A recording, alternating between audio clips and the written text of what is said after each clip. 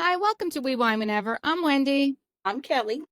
and we are talking about Real Housewives of Orange County, season 18, episode number 8.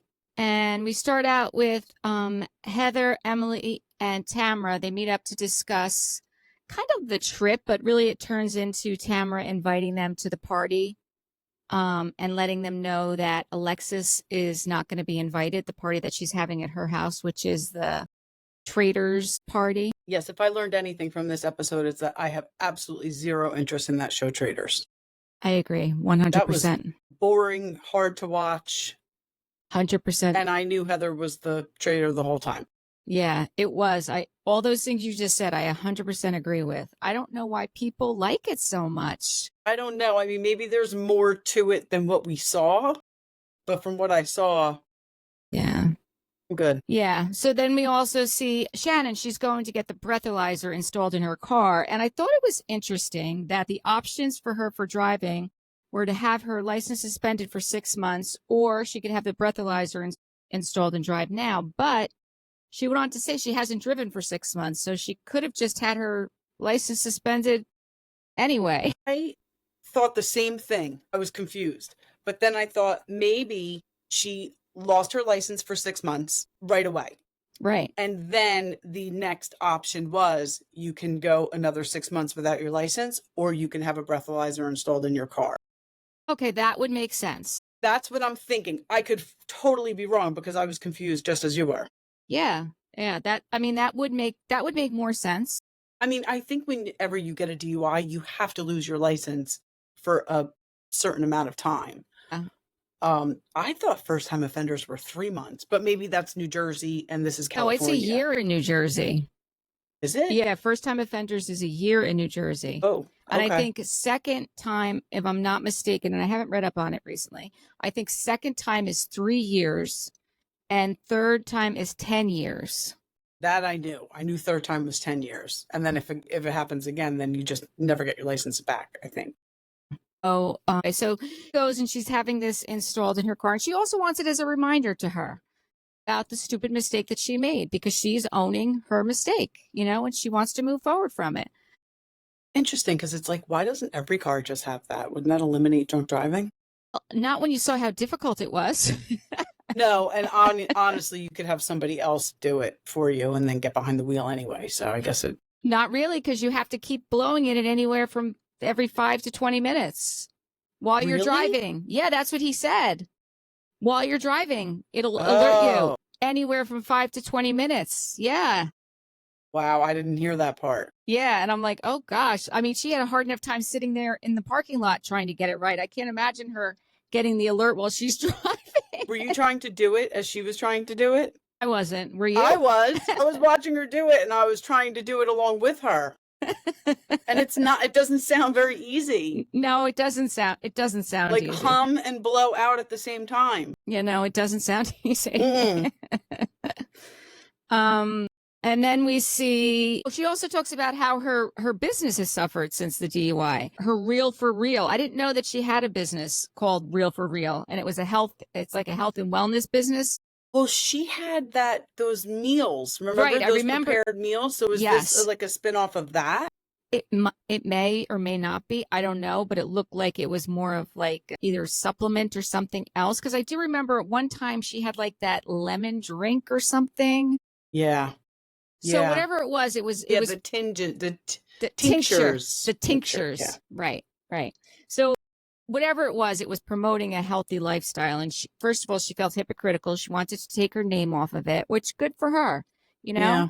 Good for her. But she's trying to rebuild herself, and I give her a lot of credit. It's hard to promote something when you're going through that. Because like because I was thinking about this as I was watching, even when we started doing the podcast last year, something happened in my family and I was like, I can't just start posting on social media about this. Like I just felt that I didn't want people to think that I was minimizing what had gone on. Right. By promoting something that I was doing. So right. Right. And imagine if you're imagine if you're in the public eye. Exactly. No, I totally agree with her for how she handled it. Right. Yeah. The interesting thing is she got so much slack for the Tres Amigas. Yeah. So, like, why did she think that the Tres Amigas was okay? I guess maybe because it's entertainment and And they it was a took, job and she was getting paid and she needs the money. and she already had commitments. The tickets were already sold, and they did change the show to take out the drinking song and the drinking part of it. Right. So, she still could do the show. Yeah. I just think it's interesting that, like that wasn't brought up, when she's talking about her real for real business and, her and Vicky are talking about the show. Right. Like it would have been a good opportunity for her to kind of explain her side of it, Yeah. Address that. Yeah. Then we see Jenn is doing yoga with Katie, and they're talking about how Katie's doing with the whole Heather situation. Katie likes to talk about how hot she thinks her husband is, doesn't she? Yeah. And it's interesting that every single time we hear these one-on-ones with Katie, we find out like new and interesting information. I think she's saying a little too much about her ex-husband, though, and his relationship with her kids. I just feel like that's going to backfire on her. And quite honestly, he didn't sign up for the show, and neither did her kids who aren't on the show. So I don't feel like she should be talking about them because she's talking about them so negatively. I agree with you. I think it's going to be hard. It kind of goes back to what happened with Tamra and her daughter, who doesn't talk to her, Right. And you're definitely not going to get any closer with these kids that don't live with you if you keep doing this. Right. Exactly. And I think it's interesting that her daughter's actually going so far as to changing her last name, like having to go to court and actually changing her last name. Like that's, it reminds me of everything that's going on with Brad Pitt and Angelina Jolie. Yeah. With his kids. Do you wonder if maybe her ex-husband said, I don't want my kids filming. And her daughter really wants to film. And that's why her daughter's doing this? I don't think so. Why wouldn't she have done it already? Well, I think she just became of age. She's not that old. Her daughter's not that old. So she's 18, so she's making this decision for herself? Yes. Okay, so he doesn't have to sign off on it. Right. No. She's of age where she's making this decision herself. Got it. She's graduated. And, that's what kind of she's talking about with her daughter is that Tamra's daughter is also just graduated. And now she's able to be on camera because Simon wouldn't allow her to be on camera, and that they have a lot in common. So she has made this decision herself. That's why we're seeing it. But I agree with you. Like that's wild that Tamra's daughter's lived with her this whole time and just has never filmed because Simon and I get it. He didn't want her to, and he's her father and he has every right. It's just wild to me that she's been living there this whole time. Did you catch where Tamra said that Simon has 2 kids that don't talk to him? Yes. So I guess it's Sophia who lives with her and Spencer, the son, because the Sydney lives with him. Yes, it must be because unless she's talking about Ryan, but that's not his kid. I think Ryan has a very bad relationship with Tamra right now. Really? I think so. I'm not sure if that's true or not. I'm not sure, but I know. Listen, Tamra is very self-centered, and it's all about her. And I think that is evident to her kids. Yeah. I have it written down somewhere, but I like that Sophia will say, I'm not talking about my father. I'm not talking about my sister. I'm not I like that she does that. Right. Because Tamra relentlessly tries to talk about them. Right. Exactly. I mean, even so much as last week when we were talking about the recap and Jenn was crying about what was going on with her kids and, how they had this, this relationship with their father, and she saw them on social media because Shannon pointed it out to her, or Tamra pointed it out to her. Mm-hmm. And then Tamra brought up her daughter that she doesn't have a relationship with. Again, she's always trying to put her stuff out there any way she can. Like, feel sorry for me, Right. Yep. Absolutely.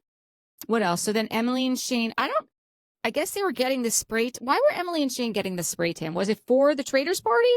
I mean, she had Emily tights on. just gets spray tan. Emily probably has somebody come spray tan her once a week. Okay. And then, Shane just got involved because and I thought that was hysterical. When she was like, here, let me do your bald spot. So it matches. It was hysterical. That was great. I love them together. I really do like them together. They're great. And she has that conversation with him about, how she's, done some soul searching and how she was speaking to Jenn and, how Gina called her out for being a mean girl and why she's so tough. And you could see she was being very vulnerable. I mean, she was, really realizing where it came from, and it came from her upbringing and how she was raised, and she had to be tough.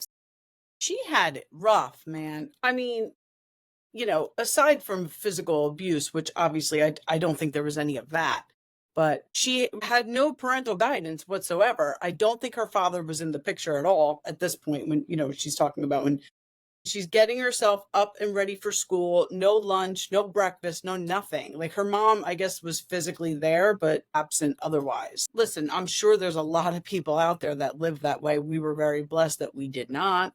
And our children are even luckier because, Right. everything we do for them. But that's rough. And I think she's just trying to be the best mom she can be. And I thought that was so sad when she said to Shane, like, do you think I'm a good mom? Like, she just can't, she needs that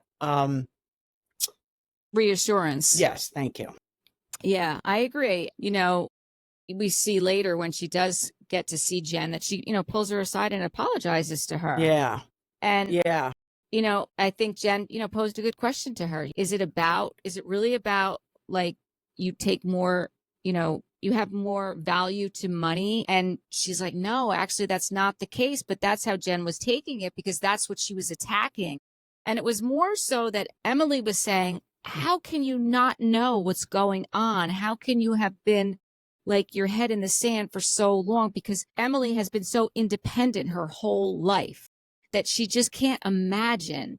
Yeah, okay, Shane's family is very wealthy, but besides that, she became an attorney on her own, For sure. I think, I don't know how old she is, Emily, but she's has in her 40s. Yeah, she has young kids. So she got married a little, not much, but a little bit later. So she accomplished everything she accomplished on her own. Right. She didn't have a trust fund sitting there waiting for her. Right. And, when you do something like that and then you look at somebody, but I don't think she should be so hard on Jenn for having her head in the sand and not knowing her finances. There's a lot of women out there that are like that. We're not, but there's a lot of women out there that don't know family finances. No, I agree. And listen, I think that Emily took accountability for that by apologizing. Yeah. I don't know if you happen to hear Jenn Pedranti was on Melissa Gorga's podcast. I didn't listen to it yet, but I want to. So it's good because, Melissa kind of is like diving into that whole subject. Like she finds it interesting because when Jenn tells Melissa her story, like they were both the same age when they got married. They were both young when they got married. They had kids right away. Melissa and Joe happened to work out. So she, in the beginning, she wasn't taking care of that stuff. And It really wasn't until they got on the show where she started to do she's tried the singing, but then that's when she opened Envy. And that's when she really learned more about it because she wasn't the one doing it before. That's what I was going to say. I would imagine that Melissa didn't really have much to do with the finances. She was a stay-at-home mom. Right. And Joe was working, and it was like, I'm sure he took care of all that stuff. Exactly. So she could totally relate. She could relate to Jenn. And I thought it was a good conversation. So I definitely recommend that you listen to it. Yeah, I'll definitely listen to it. Yeah. And then what happens? Then Tamra and Sophia are going out to practice driving. And my God, like she talks about her daughter taking a gap year, and she's totally supportive of that because of her anxiety. But then watching her drive with her, it was giving me anxiety, and I don't have anxiety. I was like that when I drove with my kids. God, you're in the street. They're like, no, I'm actually not. And she wasn't, but I was the same way. So this is probably my least hated scene of Tamra when she was driving with her daughter, because I could identify with her. And I like that she was understanding that her daughter wanted to take a gap year, because I think you have to be understanding. Some kids are not ready to go to school right when they graduate high school, and that's okay. And some kids don't have to go to school, Exactly. Like we talked about that even with the Manzos, only one of her kids went to college.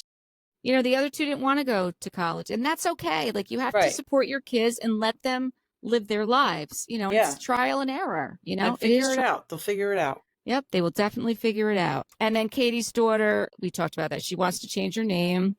I do wish that Katie would encourage her daughter more to repair her relationship with her father. I don't know what this guy did other than what was the story that when Katie's mom was ill, he wouldn't let his son see the grandmother. Yes. And then the daughters told him he was selfish and they haven't spoken since. I think there has to be more to that story. There has to be. Yeah, I agree. I mean, if that guy really did that, that is douchey. I mean, that's the kid's grandmother and she's dying. So I get that, but I just feel like there's more to it. Yeah, I agree. I agree that there is more to it, but I think that she doesn't speak to him at all. She doesn't speak to him at all. So it's kind of hard for her to encourage her daughter to have a relationship with someone that she can't even speak to, and her minor son is living with him. How do you co-parent? They must not be co-parenting. I don't think that they are. I don't think that so they she are. has nothing to do with her son in Georgia, I guess. It's hard to say by what they told us, you know? Yeah. But she does, you know, that is one of the things that Sophia and Kylie have in common is neither one of them has a relationship with their father. Yeah. So, I mean, honestly, they're both the same age. They have a lot of similarities. They may be good friends for each other. They have a lot in common, you know? So I'm up for that. So the party theme we know is the Scottish, the Traitors. Then we see Vicky is going in the car with Shannon. And the entire time, Shannon is trying to talk to her, and she's taking work calls and text messages and emails. It's like classic vintage Vicky. It is classic Vicky. It really is. Yeah, I was there for it. Yeah. I was there for it. I love classic vintage Vicky. Then we find out Teddy's going to be the host, and she starts out the welcome to the housewives and Vicky, which was, according to her, Tamra's idea to say that. Yes, she did say that. It was Tamra's idea. I'm sure it was. I'm sure it was. Too. Yep. So then they have the questionnaires to fill out, you know, and they're kind of shady questions so that the host can decide who the traitor's going to be. Then Heather pulls Katie aside and she invites her to the event that she's having in Sonoma, which I thought was good, like, because they really haven't spoken since the whole golf outing thing. Yeah. And she didn't really want to address the situation, which is fine. Like, I think that it's nothing that needs to keep being addressed. I think I said this last time. I don't want to hear about the damn paparazzi anymore. Me neither. I'm over it. I'm good. Let's just move forward. Invite her to the next event. Be cordial to her. Have fun with her. Laugh with her if you want. That's it. Move forward. Katie is so shady in her confessionals about Heather, though. It's actually making me like Heather more. And you know, really? Yes. Now this is a surprise. Like if this is what Bravo does, bravo, because I was not a Heather fan, and Katie is making me a Heather fan. She's so shady in her confessionals about her. She really is. She definitely is. And then Heather lets Gina know that she talked to Katie and that they're moving forward so that Gina can kind of have that little bit of weight lifted off her shoulder because she feels responsible for all that. Yeah. Then we see Emily tells Jenn that that's when she does her apology, that, you know, ever since they, you know, had that argument at Gina's dinner, she really did some soul searching. Yes, I thought that was the right thing by Emily. Yeah. I also thought it was nice that Jenn said to Emily, like, I look up to you because you are such, like, you know, boss bitch, you know, like you do have your shit together and you are in charge. And then Emily's like in her confessional, she's like, oh my God, now I feel even worse. Like here she is looking up to me. And, you know, even more than like, you know, getting herself together, like with a career and all that stuff with Emily, you know, her first season, Shane came off like a douche. Huge. He sure did. He did. Douche. Yep. And, you know, that could have went one of two ways, but she and he, you know, did the work and came out the other side. And now, like, you know, everybody loves them. Yeah. And I think it was that not so much that he was a douche. We didn't realize their dynamic. Exactly. We didn't realize that. So if you just see that snippet, you're like, oh. Right. Exactly. Just, you know, listen. And the first thing was that when they came in the house and they woke up the kids, Gina was drunk in the house and he yelled at, listen, my husband would have done the same thing. Eric would do the same thing. Like, you're causing a scene. You're waking my kids up. It's time for you to go. Get out. And the kids were little then. Like they were young. Right. Yeah. So, you know. No, I agree with you. I don't think he did anything wrong, but he did come off like. Yeah. Yeah, but not anymore. I mean, No. Yeah, we they love him. really turned that around. Yeah, for sure. Then Shannon is over talking to Tamra and telling her about how she had the breathalyzer installed. And then we get Vicky, Tamra, and Shannon are all together talking. And that's when, I still don't know what they're referring to, but that's when Tamra tells Shannon that they want you to clear John's name. Yeah, like, what does that mean, clear his name? I don't know. I don't know what, we still don't know what that means. I mean, I guess because things that have come out, like, remember the one season they were talking about him being on the golf course with his father at some private club and got kicked out because he was too drunk? Like, a couple of things have come out about him over the course of the show, but he can't blame Shannon for that. Listen, how is she going to clear his name? What is she going to do to clear his name for that? Because she specifically said, I'm not going to lie for him. Right. And really the way stuff like that works, when crap like that comes out, you're not, once it's dead. Don't bring it back up again. Exactly. Like that's the cardinal rule of PR. Right. You know what I mean? Like once they've stopped talking about it, don't ever talk about it again. Right. Let alone ask for an apology or let's make this right. Like that doesn't make any sense. Like there's got to be something that they're not telling us because it doesn't make sense. It doesn't. And somebody needs to tell Shannon that there's videos out there that they're threatening to show. Somebody needs to tell her. Yeah, I agree. And they all are talking about it. They're like, well, she needs to know, but like, we don't want to upset her. But yeah, but you're going to have to upset her. And honestly, I feel like, I mean, I don't know when she does find out. I certainly hope it is not from Alexis, but I hope somebody tells her off camera because that's what a real friend would do. And honestly, I think if anybody at this point should be doing it, it should be Gina. Or Vicky. I don't know if Vicky knows. Vicky wasn't a part of that conversation. I was just trying to think that as Vicky we were talking, doesn't know. if Vicky was there. Vicky would tell her. I think Vicky would tell her. I think Vicky would too. Vicky doesn't know because that's when Tamra and Shannon and Vicky were talking that they were all talking about it when they were talking about the trace. Right. They were talking about. So she wasn't part of that conversation. She doesn't know. Vicky would definitely tell them. So out of the ones that are left, I think, especially because Gina has so much compassion for Shannon and has been in the situation, I think that Gina should be really the one who tells her. Yeah, like I said, even if it's, and I don't feel like Gina does things for the camera. I don't think like Tamra does. I don't think Gina does things for the camera. No, I think especially not in this situation because Gina's been through something similar. Gina's been through the DUI, not only the DUI, but then also having to talk about that situation with her ex-husband on the reunion where he got physical with her. Right. Like, she's been through shit on this show, whether it was on camera or off camera. But right. So, yeah, I agree with you. I think she should be the one and hopefully will. Yeah. Yeah, exactly. It was interesting, though, that when they were when Vicky and Shannon and Tamra were talking, like they were getting along. They were really getting along. There was banter back and forth. Tamra tells Shannon that there's no replacement for, actually, Vicky says it. There's no replacement for the Tres Amigas. And then the three of them hug. Yeah. Like, they were getting along. I feel like something drastic must have happened since then because now they don't speak at all. And Vicky and Shannon have both said publicly that they will never be friends with her again. Both of them. I think that Tamra says and does what she needs to do in the moment, depending on who's around her. And I really hope it doesn't have anything to do with the lawsuit that John Jansen filed against Shannon. I really hope Tamra didn't get involved in that. I hope so, after too. being sued by Jim Bellino, shame on her if she did. Yeah, I hope so, too. I think Tamra's a shit friend. I don't think Tamra is a friend to anyone. No. And when she says, what'd she say? I'm a truth teller? Yeah, bullshit. No, bullshit. No, she's not a truth teller. Yeah, you're not a truth teller. No. You're a pot stirrer. You're a bad friend. You're not a friend. You're just nobody's friend. Eddie better sleep with one eye open. And that's the other thing that we see going forward, too, when they showed like coming up this season where they show Eddie talking to Ryan. Yeah. And Eddie's like, don't even talk to me, like dismisses him completely. Yeah. Like they were friends.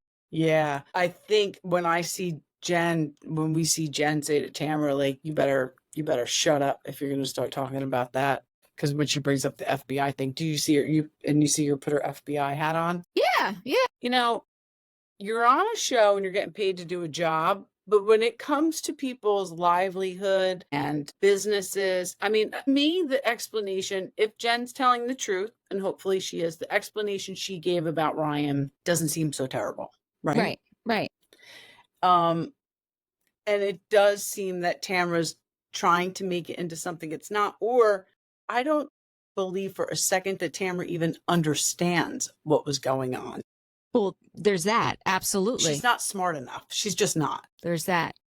And, that's the other thing that kind of Jenn talks about with Melissa on the podcast is about her relationship with Tamra. And, Melissa's like, I don't want you to give anything away, but, I think it was really good that you could forgive her from what happened last season, how she came for you. And Jenn was saying that, like, it's not even so much as that, like, we were really friends. Like, we would go out together.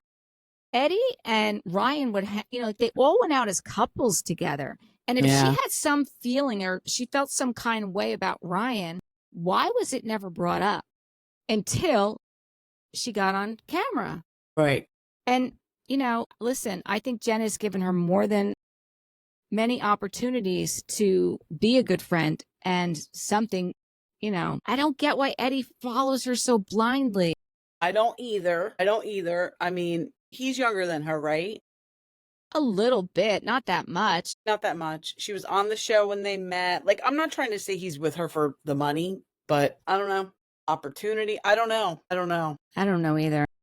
I mean, I think he was working for a law firm when she met him, and I think he was like a file clerk. Not that there's anything wrong with this. I'm just saying he's not an attorney. He was like a file clerk, which is a very good job. Right. In a big firm, for sure. But I don't know. Maybe opportunities, money, but he does follow her blindly. Yeah.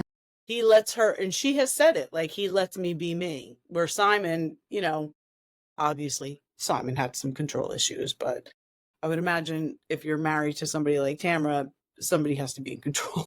I couldn't do it. No, I'm curious to see how this all ends, though. I don't know. I don't like Tamra. I haven't liked her in a long time. I did like her for the short amount of time I was listening to her. Skip over almost every one of her podcasts now. I don't listen to them unless somebody's on there that I want to hear. Yes, but me too. I don't want to hear her. I just don't want to hear her. I read where I haven't listened to Teddy recap OC because I'm not a huge Alexia fan, and that's who she was doing it with. I won't listen to that either because I can't stand her either. Well, now she's doing it with Erica Jane, and I read that Alexia, and the person who wrote this article on social media or did the post said, I'm not an Alexia fan. However, listening to her recap OC with Teddy, I became more of a fan because she would call Tamra out on her bad behavior where Teddy never will. Alexia is not doing the recaps anymore. Now they got Erica Jane doing them. So this woman was basically saying, like, I think that Alexia was doing what we all wanted her to do and call Tamra out for her bad behavior, and Teddy put a stop to it and gotten out, and now has Erica Jane doing it with her. But again, I haven't listened to see if Erica calls Tamra out. I mean, anybody who recaps this show has to call Tamra out for her bad behavior. She's awful. I really hope they don't bring her back next season. I don't know if you've noticed, but Heather, Jenn, Shannon, Gina, Emily, they're all getting together now, like current day. Right. Posting it on social media. They're all going out to lunch. They're all rallying around each other. Did you mention Katie? Tamra. Did you mention Katie in there? No. No Katie. It's been Shannon, Heather, Jenn, Emily, and Gina. Not like all together, but like right. Shannon will be out with Heather and Jenn, and then she'll be with Emily and Gina, and Jenn will be with this one, and no Katie, no Tamra. Interesting. I would it's the same. Oh, I don't want to bring up Teresa, but I know I always do. It's so frustrating. But it's like the same thing with Jersey. Like, take Teresa and Jenn out and let's just watch the rest of them have a good time. Right. Take Tamra out of this Take the toxicity away and let's just watch the rest of them have a good time. I'll happily listen to Fancy Pants talk about all of her real estate and how much she's worth and the distance between her house and Drake's. You know, the funny thing is I just watched the most recent $1 million listing. LA, did you watch it? I sure did. Where she actually bought the house and Next to Drake's. yeah, got it for 16.1 million when it was Down listed from, for like, 20. It was listed for 20, but it's originally in the 40s. Exactly. Like that is a deal.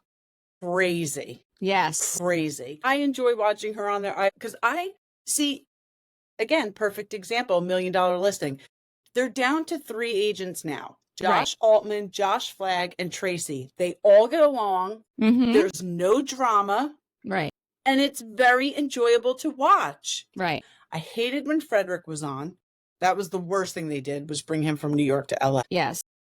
I don't think those two brothers were dramatic or anything like that. No, but they weren't, but yeah. this is a good dynamic. It's the 3 of them. They get along. It's enjoyable to watch. Like, please, can we try this with Housewives again? Get rid of Tamra. Get rid of Teresa. Get rid of the toxicity. And let's just watch these people have a good time. I agree. And I agree. That's a perfect example. I mean, to watch Josh Flagg walk in Tracy's house and get in her bed. Just that was amazing. I loved it. I seriously loved it. And when they were co-listing that, well, he was going to France, so she had to take care of his listing. And she was like, I'm up and down the stairs. He's like, sit down. Why are you working so hard?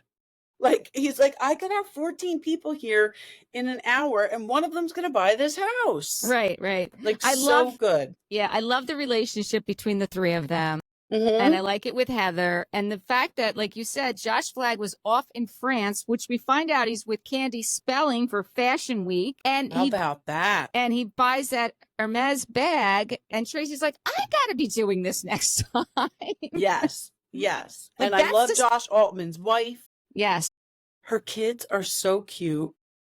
They are like this, almost the same ages as my office manager's kids. And I just love that. Like, I always think of them when I'm watching the show. They're just so cute. Yeah. Yeah. She's got her hands full. Right. And you know me, I'm always like, they're doing that for a storyline. But with her, like, this is real life. This is her real life, Heather Altman. Like, how do you, I mean, I only worked 3 days a week when my kids were that age.